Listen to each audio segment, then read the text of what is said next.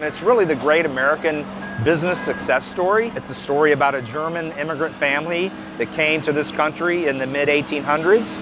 They had been woodworkers back in Germany. They showed up in Louisville, Kentucky, and they set up a woodworking shop. And by 1880, they had a son who was doing an apprenticeship in the woodworking shop, and he used to sneak off to watch the Louisville Eclipse baseball team play. And by 1884, when he was 17 years old, on a fateful afternoon, he had snuck away from the woodworking shop to watch the Louisville Eclipse. And the star player of the team, a guy named Pete Browning, struggled when hitless and broke his bat. After the game, Bud Hillerich was able to go up to Pete Browning and say, "Hey, my father owns a woodworking shop. If you'll join me there, I'll make you a new bat." And so the legend is they did exactly that. They went back to the woodworking shop, they picked out a nice piece of wood, they put it on the lathe, turned it off, not quite right, back on, off, on, until the bat felt exactly the way Pete Browning wanted it.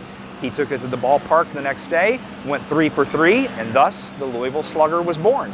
You put those two words together, Louisville Slugger, and it's iconic. Everybody knows what Louisville Slugger is. It is the greatest baseball bat company and greatest baseball bat brand that's ever existed. Success in life, success in business is really about relationships, and we have those great relationships with the major league players and equipment managers that order our bats. But on the other end of it, we had this wonderful relationship with UPS that helps us make sure that we are able to deliver that product to get into the hands of those players and equipment managers. Louisville Slugger is definitely my biggest customer that I have on my personal route.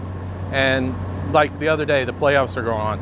I pick up next day early AM packages going to the playoff games because somebody broke a bat in practice and they need it for a playoff game. So it's very important that we get them there on time. It's a familiarity.